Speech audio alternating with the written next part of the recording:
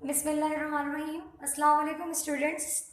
I'm your maths teacher Miss Maham and today we are starting theorem number 3.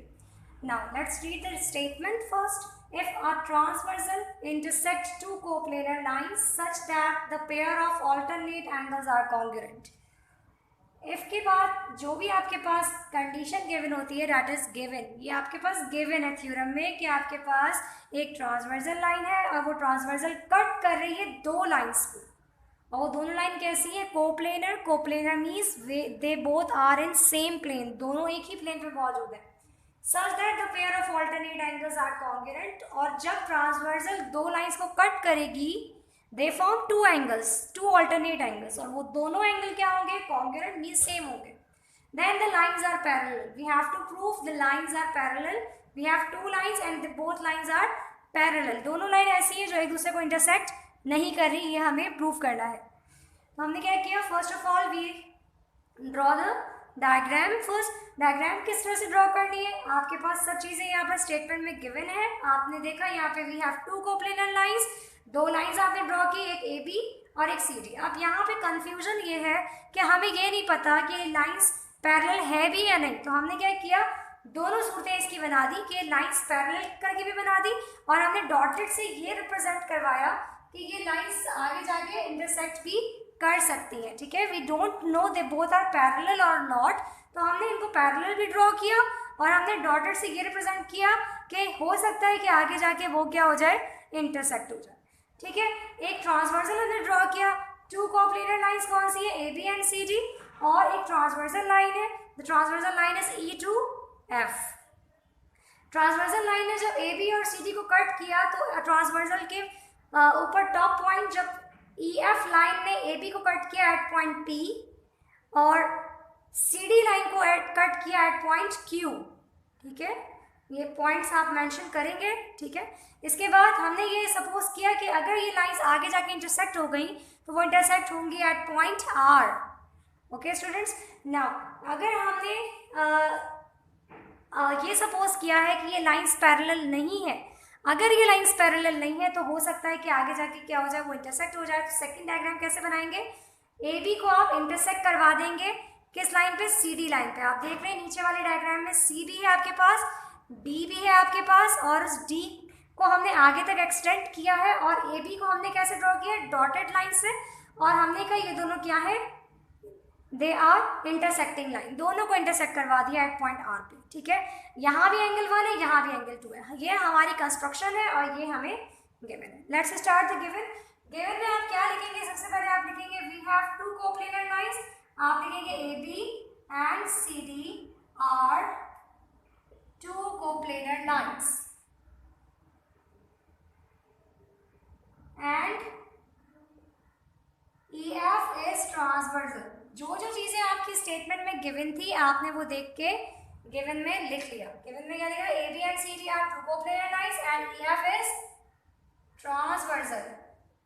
E F transversal है which intersect A B, जिसने A B को intersect किया, and C D को भी intersect किया at point, किस point पे? P and Q. जिसने ए बी और सी डी को इंटरसेक्ट किया at point P and Q. ठीक है, ये तो था हमारे पास गिवन. एक और चीज गिवन है. एक और चीज क्या है? Pair of alternate angles are congruent. ये भी गिवन है. अब इन एंगल्स के नेम क्या है? Angle 1 and angle 2. Congruent means बेटा, कॉन्ग्रुएंट मीन्स इक्वल. तो हम सच दैट करके एक और चीज बताएंगे, such that angle 1 is congruent to angle 2. This is given. Given क्या है? एंगल 1 और एंगल 2 दोनों इक्वल है एक दूसरे के. प्रूफ क्या करना है? Next heading to prove that. आपको प्रूफ क्या करना है? आपको ये प्रूफ करना है कि लाइंस आर पैरेलल. कौन सी लाइंस? ए बी और सी डी. ये आपको प्रूफ करना है, ये दोनों पैरेलल है. तो प्रूफ दैट में आप लिखेंगे A B is parallel to, parallel की साइन. ठीक है, A B is parallel to C D. ये आपको प्रूफ करना है. ओके स्टूडेंट्स, इसके बाद नेक्स्ट हेडिंग हमारे पास क्या होगी? हमारे पास नेक्स्ट हेडिंग होगी कंस्ट्रक्शन की, जिसमें हम इस फिगर के बारे में बताएंगे. Now student the next heading is construction. Construction में हमने क्या किया, हमने ये सपोज किया कि ए बी और सी डी जो है दे आर नॉट पैरेलल। तो हम यहाँ पर लाइन लिखेंगे A B and C D are not parallel, are not parallel. हम यहाँ पर क्या कर रहे हैं, हम यहाँ पे ये सपोज कर रहे हैं, हमें प्रूफ ये करना है कि लाइंस पैरेलल है, लेकिन हम इसका अपोजिट लेके चलेंगे कि लाइंस पैरेलल नहीं है, are not parallel and they will meet, और आगे जाके क्या होगा, they will meet at point R. ठीक है, इसके बाद क्या होगा, अगर ये दोनों पैरेलल नहीं है, तो अगर पैरेलल नहीं है तो हो सकता है कि वो आगे जाके इंटरसेक्ट हो जाए, और इंटरसेक्ट होंगे at point R. Then triangle PQR is formed. तो आगे जाके जब इंटरसेक्ट होंगे तो आप देखेंगे वी हैव अ ट्राइंगल। तो ये ट्राइंगल बना लेंगे, उस ट्राइंगल का नाम क्या होगा, PQR। ठीक है, ये जो आपके पास एक ट्राइंगल है उसका ट्राइंगल का नाम होगा PQR। ये ट्राइंगल फॉर्म कर लेंगे, इसको आप कॉपी करेंगे इस स्टेप के बाद। Then we will start statement and reasons. Now student, let's start statement. The first point is in triangle PQR, angle 1 is exterior and angle 2 is interior angle. According to this diagram, we have two angles and angle 1 is exterior, angle 2 is interior. And exterior means जो triangle के बाहर angle है, interior means जो triangle के अंदर angle है। तो सिर्फ हमने इस triangle के बारे में ये बताया कि we have two angle, one is exterior, two is interior by definition। ये क्या है, ये definition हमने पढ़ी है chapter number 11। Now the second point is angle 1 is equals to angle 2. Angle 1 is congruent to angle 2. ये चीज़ कहाँ से आई है, this is given। ये हमें थ्योरम में given किया था इन्होंने। सबसे पहले जो स्टेटमेंट थी वहाँ लिखा हुआ था the alternate angles are congruent। तो वही एंगल हमने कहा कि दोनों एंगल क्या है, they are equal, they are congruent। ये this is given। Now the third point is but major angle 1 is greater than major angle 2। लेकिन हमारी वाली फिगर में एंगल 1 बड़ा आ रहा है और एंगल 2 छोटा आ रहा है, according to theorem number 2। Theorem number 2 में ये पढ़ा था हमने कि exterior angle is always greater than interior angle है। जो बड़ा बाहर वाला एंगल होगा वो हमेशा बड़ा होगा अंदर वाले एंगल से। तो ये थ्योरम नंबर 2 के अकॉर्डिंग हमारे पास जो 1 एंगल है this is greater than angle 2, जबकि हमें गिवन किया था एंगल 1 और एंगल 2 क्या है, इक्वल है। तो इन दोनों की क्या आ गई है, कॉन्ट्रडिक्शन आ गई है कि ऐसा नहीं होता कि दोनों ट्रू हो, दोनों ट्रू नहीं हो सकते, इन दोनों में से कोई एक ट्रू होगा। तो हम सपोज कर लेंगे जो हमें गिवन किया था that is true. Number 4 point में आप ये बताएंगे hence measure angle 1 is equals to measure angle 2। हम ये सपोज कर लेंगे दिस इज ट्रू, कि हमने जो सपोज किया था दिस इज रॉन्ग और जो गिवन किया था this is true.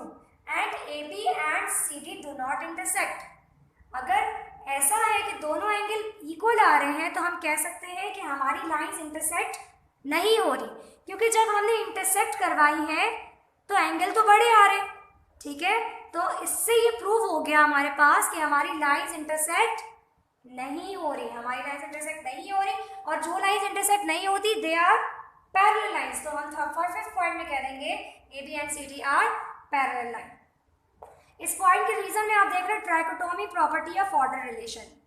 What is this, this is trichotomy property कहते हैं कि ट्राई का मतलब बेटा 3, ट्राई का मतलब 3। हमारे पास 3 तरह की कंडीशन होती है। For example you have 2 numbers x and y।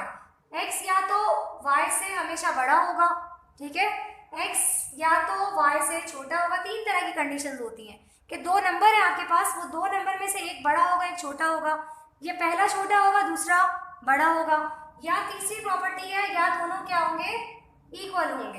This is trichotomy property. इनमें से 3 तरह की कंडीशन आती है, लेकिन हमारे पास 2 एक साथ आ गई, ठीक है, और ट्राइकोटोमी के अकॉर्डिंग कोई एक प्रूव होगा।